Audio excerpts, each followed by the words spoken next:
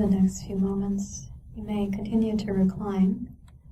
Bring some awareness into your experience, your body, the breath that is breathing you,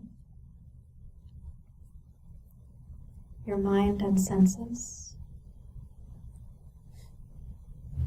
your connection to your wisdom, intuition, and the felt sense of love and belonging.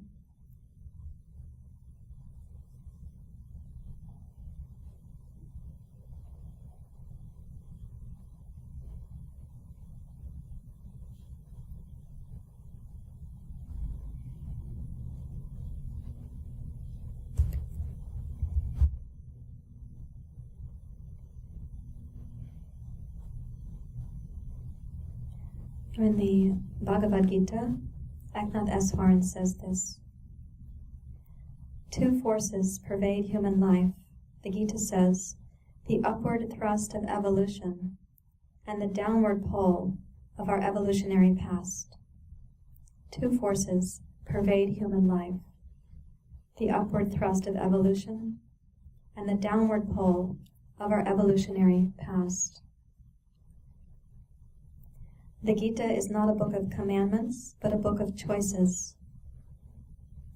Krishna tells Arjuna about the self, the forces of the mind, the relationship between thought and action, the law of karma, and then he concludes, now Arjuna, reflect on these words, and then do as you choose.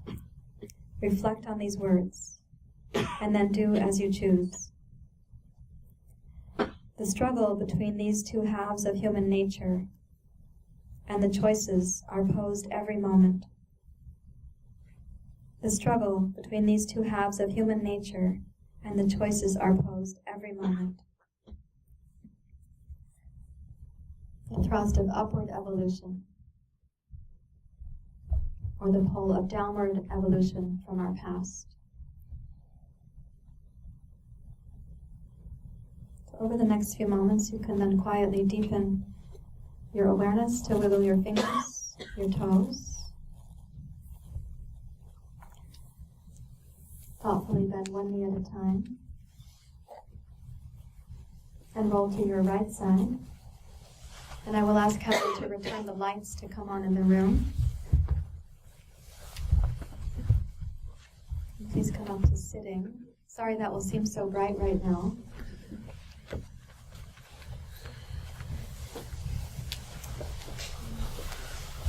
Thank you, Heather.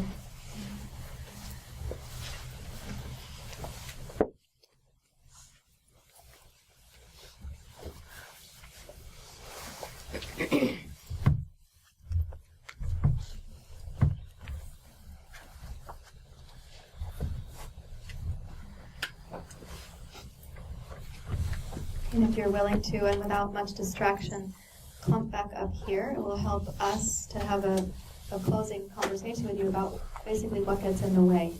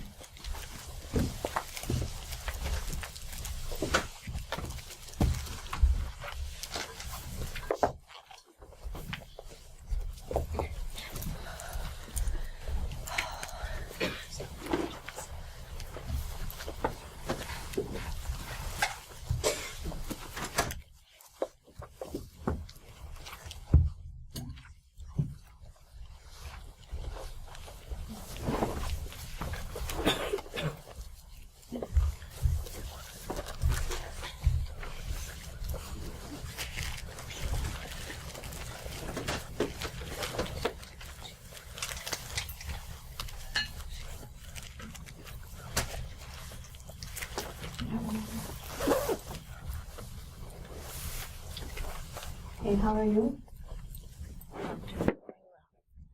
You had good rest in Shavasana? Do you feel you had a sense of the layers of the koshas in the practice? This is thousands of years of yoga philosophy and 90 minutes of yoga practice.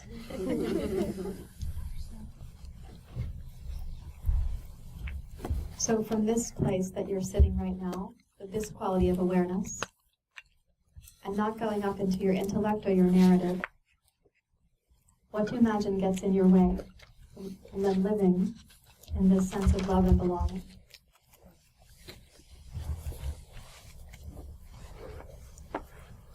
Fear. Responses. So did you say fear? And can you sense that now? When you say the word fear, do you sense it like Sarah Joy says, what gets in the way of love and belonging? And you can kind of go from the sattvic thing of Shavasana to, oh yeah, I recognize it's fear. Your body responds when you say the word fear. Right? Yeah. So do other people's bodies. It's nothing wrong with you. Good. Yeah. Never was anything wrong with you. So fear, that's instinctive for us as a species. And our fear is primarily wired into us for survival. I don't want to diminish anybody's experience here on the planet, but biologically, you are programmed to make the next generation.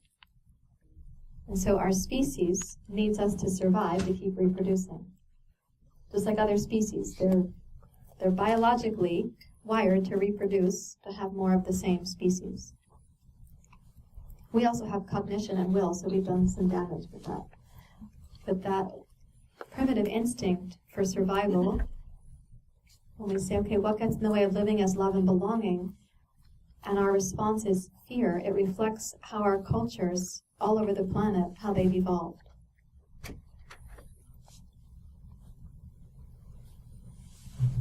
So if our biological imperative is to connect with each other, to forge harmonious connections enough that our survival depends on that. Like, if one person discovered fire and never told anybody else about it, we wouldn't be here today. If one person had discovered refrigeration but didn't tell anybody else about it, a lot of people would be starving on the planet today. If the people who discovered how to eradicate biological organisms where other people were dying of premature deaths because of that, and they kept it to themselves, we wouldn't be here in this way. So we've relied on each other already for our biological imperative to survive. So if that's actually our indwelling biological drive, that we would survive through connection and collaboration and community and the safety that comes from that, you can see that we are kind of far afield in our culture from that experience right now. Is that right? You see that in how we're living. So my response to your generous willingness to say fear, my response right now is like, fear, yes. Fear that we don't have the agreement, the collective agreement that this is our responsibility. And fear that somehow I'll be doing it by myself. And that should cause fear because you're not big enough to do it by yourself. Because again, it's collaboration and it's community and it's coming together, sharing resources, like tribal living, essentially. So the fear makes sense at a biological level. Fear also comes up because when we are going to evolve, it requires us to touch the unknown. In ourselves, we recognize ourselves as the patterned impressions of our past. So we say, like, I'm a person who holds my water bottle like this, or I'm a person who unscrews the lid like this, or I'm a person who checks my phone like this, I'm a person who does downward dog like this, I'm a person who does not like olives. This is true about me. If we eat out and the olives come and they're touching any part of my food, I have to shoo them right away off the plate. I've slowed down that instinct. They're not as threatening as they were 10 years ago. Thanks to Jay. On our first date, he was like ordering olives at the tapas restaurant. I had arrived, he'd already ordered a couple things because of how the circumstances had worked out. I was like, oh, he ordered olives. This is bad. On the second date, he also ordered olives. I had told him. So then he sliced a little piece of olive, like it was a beach ball. He took like one of those colors of beach ball out as a little olive for me to try it. I wasn't polite. I mean, I took it in, but then my facial gesture was impolite. I couldn't do it. So then do I limit myself to I'm a person who doesn't like olives? Or do I just live in harmony with the fact that I don't like olives and go on about living like other things are more important than my disdain of olives? Now, olives is like a pragmatic, maybe puny example, but extrapolate that to your mental habits that you are still attached to. That then they limit us to being, I'm this sort of person with these sorts of needs, relying on other people to meet these needs and expecting that they won't be able to. Have you had this experience? You were willing to try the olive. I was willing to try it. I think that's a huge part of that, being willing to try the thing that you're not comfortable or familiar with, and then finding out if it is part of who you are or not. Yeah. Yeah. So our biological imperative is to survive, and then our spiritual imperative needs curiosity and needs a willingness to touch the unknown and the horizon of what we're growing into. And here again, we actually need each other because we have had awakened masters on the planet. We have luminous beings today available on the planet. Pema Chodron comes to mind. And many people that we don't have the names of are also living luminous lives. They're not as well known because it doesn't increase news ratings. We were just lucky to be in Bodh Gaya at the same time as the Dalai Lama, and he was teaching while we were there. We were even luckier to get in as Westerners because it wasn't open to Westerners until like 1 hour of a window of time on the internet on Thanksgiving evening at 11 p.m. The email came in. An hour later, the registration was closed because you can imagine how many people flooded to make applications. I was typing really fast. I had to get our group plus the two of us in. I really wanted to see it happen, so we got in. We saw the Dalai Lama in Bodh Gaya, and his primary teaching to us was to live an other-cherishing life. To live an other-cherishing life. He was saying in the teachings, in the text, in the scriptures, we are in danger if we live a self-cherishing life as a species.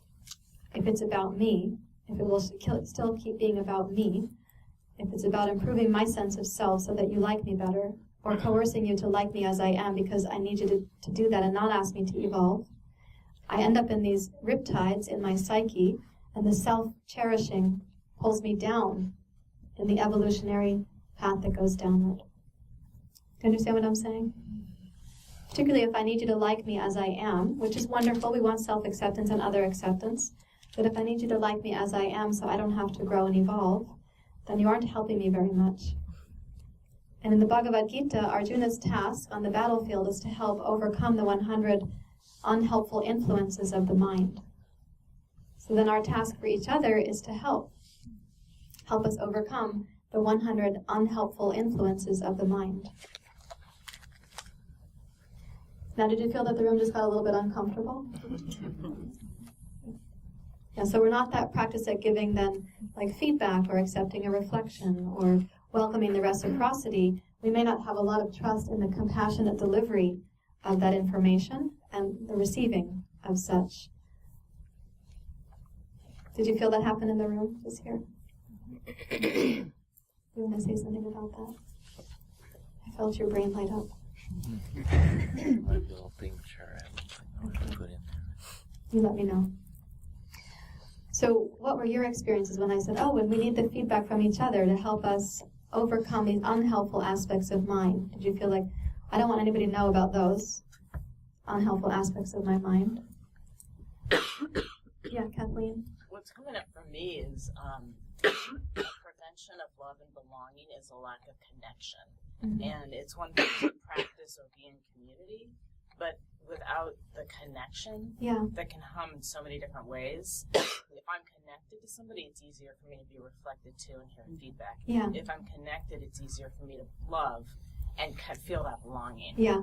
And it just feels like a lot of lack of connection in so many different ways. Yeah, that's perfectly said, because this biological imperative I was talking about to reproduce the species is also, its imperatives are safety and connection, intertwined all the time, safety and connection, which means sometimes we connect with that which is not so helpful to us because it's safe. And other times we seek connection, but it wasn't safe, so we flinch back from connection. or we're hungry for connection, but we aren't sure how to get the connection. And if safety and connection are established, then the spiritual imperative of growing, evolving, exploring, we can do that pretty well. But in the absence of safety and connection, we feel we might get hurt by the feedback, or we might hurt somebody else by our feedback. Has this happened to you? You have a sense? Okay, in the back. Thank you. So what came up for her was the lack of connection, and I think what comes up for me always is trust. Mm-hmm. So we need connection, and I know we need connection, and I think a lot of people are this way. The reason why we've become more self-centered is because we don't trust each other, right? So, and sometimes it's easier to even have connection superficially than it is to have connection deeply because of trust. So the trust part for me, and just what I see in the world and what you see on TV and media and advertising, it's trust for me all the way. It's a lack of authenticity and sincerity. Yeah. Yeah. Which is, we use the word safety connected to the word trust. Yeah. Go ahead. Oh, I was thinking that I agree with that wholeheartedly. And I think that the idea of trust is that if we can just shift the implicit part of that it is trusting in others, to be trusting in the Ananda that was previously mentioned in the kosha part, trusting in that part in us, the Ananda, is untainted and undamaged. It can't be undone, and so we trust in ourselves that we'll survive if the trust we place in the others isn't well matched. So just trusting that we're going to make it, trusting that we're going to survive. So the trust goes, and we use the word shraddha in yoga, also means faith. Like faith in, if I trust in that deepest indwelling suchness that is actually holding me, and our trusting thing out here doesn't work out, that I'm held by this larger force. And I trust my survivability for the rupture that might happen in relationship. By rupture, we use this rupture, this is our hands sign language, the rupture that might happen in relationship. I trust my ability to survive that because of this larger resource in me. I also have to find a few attuned others that I can really develop that with, so I'm practicing the skills of vulnerability and trust, and vulnerability and trust, and welcoming their vulnerability and trusting their process. Something that happens frequently, like on a hair, is somebody else's vulnerability in us. We may not trust their process or their potential to live through that vulnerability. So we step into, make it happen in a way that we might be comfortable with, rather than resting in the open attention that lets their process unfold. I said this too during yoga practice, to allow it to unfold, to feel the movement, to trust in this body intelligence. That we want to then borrow from your yoga practice into your relationships with other people. Yes? I guess what I'm curious about is in the form of in bringing connection and bringing in trust, I feel like that's such a physical, hang on, I gotta get my words here. Yeah. Still a little dazed from that.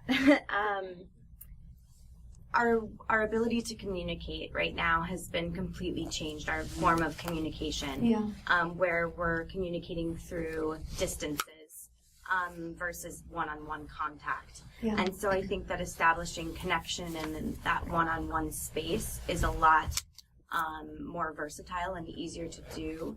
But with social media, with text messaging, with those things that are keeping us apart, keeping us away from that biological need to be in community, how do we go about establishing that sense of connection and that creating the love and belonging with our communication so separated? Yeah, that's a great question. And I'll answer it, and it'll be the last question we have time for. So is this relevant to all of you right now, because we live in this culture? I'm interested in Jay's answer, too, because he's not at all on social media. Doesn't have a website, doesn't go to Facebook, doesn't have a Facebook page, doesn't know what Twitter is. Except, I think you might have seen some Twitters from announced the new president, So Jay's use like, it. oh yeah, looking at the where would we find the tweets? I don't even know where to look on my phone for a tweet, but so we're a little bit unpracticed. I'm more practiced than he is, so I'll listen for your answer after I respond. So when I asked in the description, or hinted that we would talk about, like, what are the daily responsibilities to live in this love and belonging? One way to look at that in just a very pragmatic sense is, what depletes me? Thomas, do less of that. What depletes me? Do less of that. What causes my frenzy? What makes me feel ungrounded or chaotic or have like grasping and clinging? Do less of that. What nourishes me? What soothes? What reassures? What builds my confidence in life and in others and myself? Do more of that. So what is depleting? What is causing the frenzy? What is nourishing? In these three directions, tamas, rajas, and sattva. And you ask it for the annamaya, the pranamaya, the manamaya kosha in every way, and you land at the vijnanamaya kosha.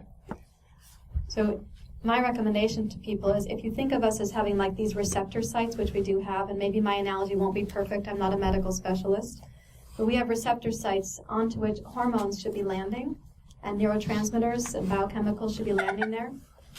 And for example, if you have a highly estrogenic experience in the world, your estrogen receptor sites might be taken up by things that are pseudoestrogens.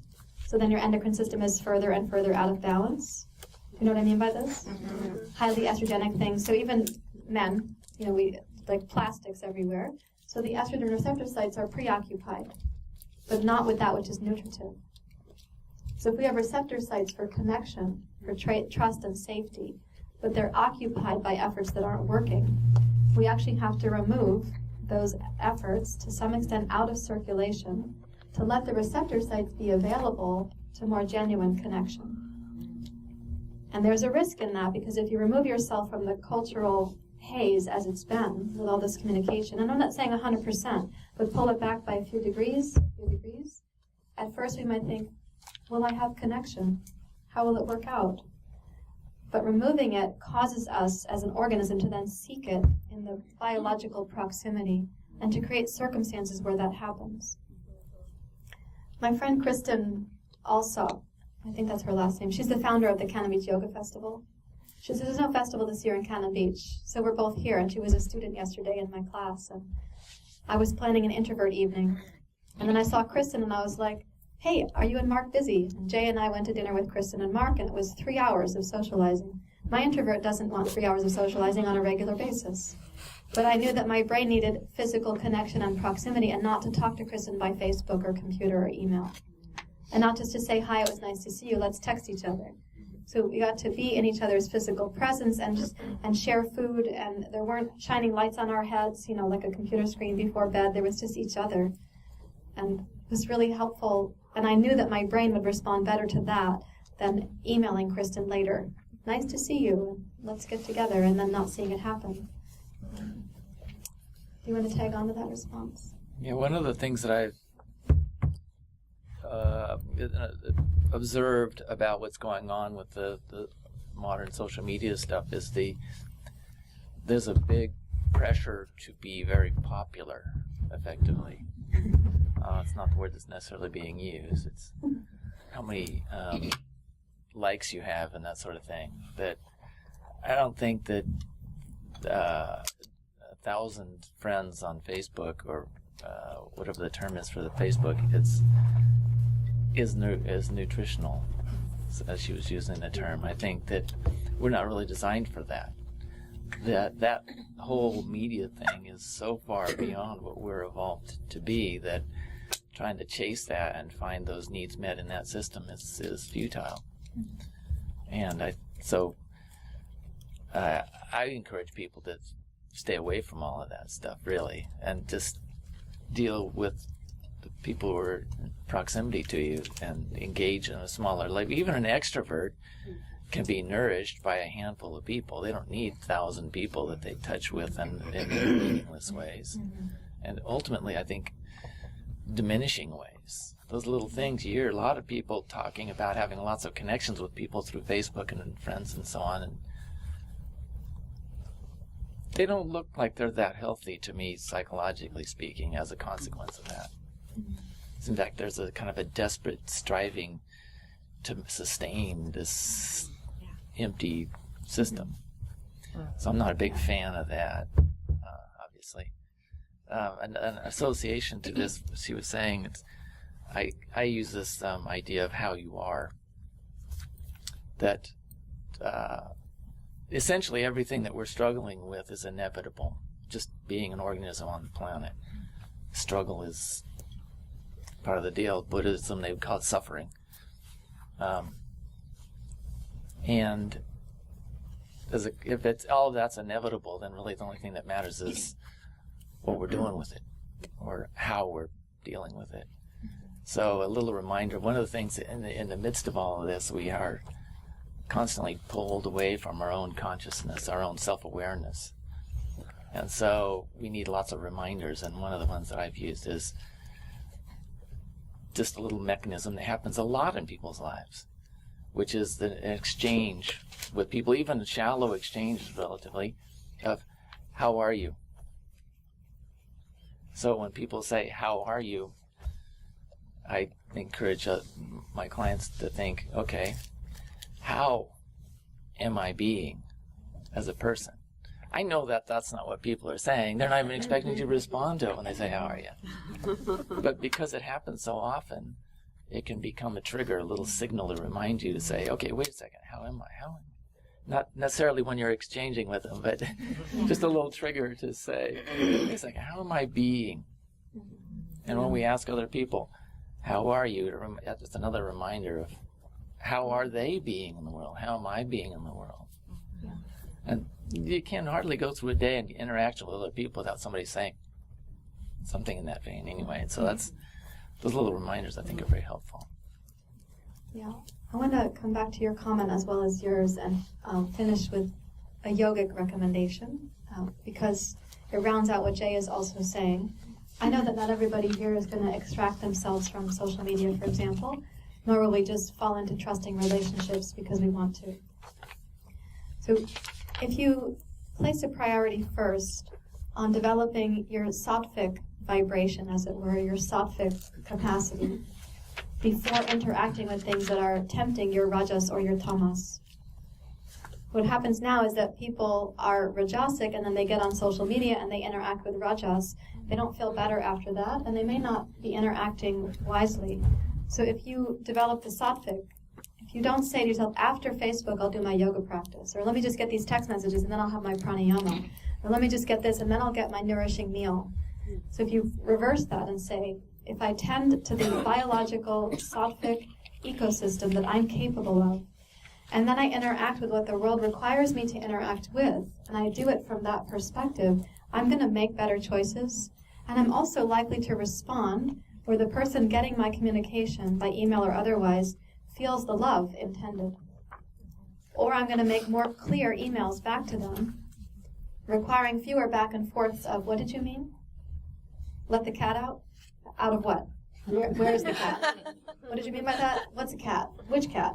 You know, like if we're more clear when we say it, so sattvic is also clear, clarity, translucent and such, then we're less likely to need the back and forth of confusion also. And I know when I receive emails from people, I can feel the tone of their urgency, desperateness, respect, consideration. I can feel the person who wrote more than 3 sentences, and it was like so much consideration and heart. And when I get that one, it slows me down. Thank you. I'm not fond of email, but this person just boosted me a little bit by having that tone in their email. So that's one way to interact with it, I would say. And I want to just clarify the Dalai Lama before we close, because he... I have to manage time. I'm sorry if I missed a question. So when he was recommending an other cherishing life, and I spoke to some of you on Thursday about this, he's not saying a self-denying life. The way that I'm posing this to people is, since our brains are organized to be aware of the welfare of all beings, that we are primary creatures wanting that well-being to extend out to our communities. To live an other cherishing life means do what I need to in here so that I'm nourished enough that that naturally exudes from me, And we do feel like better people when we're generous, considerate, compassionate, kind, when we're less ruffled by other people's stuff. We feel like a better person when we are shelter or solace or refuge for our friends in distress. And we feel like better people when we recognize someone's suffering and we can make a nod in their direction or a bigger gesture if we have the resources for that. So he's not saying be self-denying. He's saying be other-cherishing. And to that I'm adding, take good enough care of this that you can feel that and your brain will light up with the goodness that that is. And finally, as I was saying to Mark and Kristen last night, if the Dalai Lama can do it, so can we. None of us is responsible for an entire civilization of people and their religious and spiritual and political needs. None of us is communicating with China at such massive levels. None of us is researching neuroscience with Western teachers and staying in our meditation practice and every day at 4 o'clock having our prayers. And none of us has the amount of people to care for that he has to care for. Notice that he doesn't let go of his daily practices. None of us think we're near as old as he is either.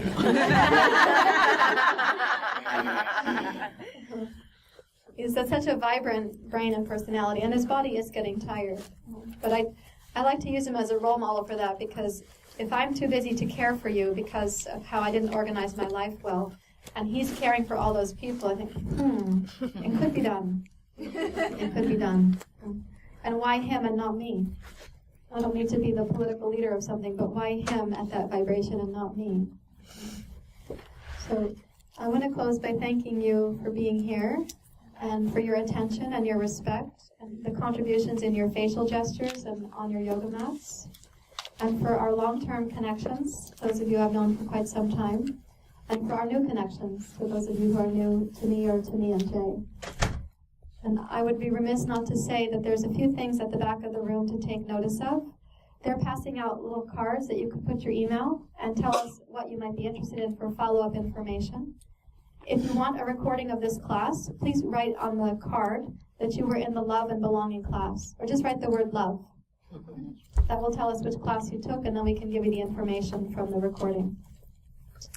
And thank you to Heather and to Kat for helping with the class, and Nate for helping with my tech stuff and the recording. Thank you, everyone. Yes? I was reading from Eknath Easwaran's book, this one. E-K-N-A-T-H, Eknath Easwaran, E-A-S-W-A-R-A-N. Yeah. Namaste. Namaste.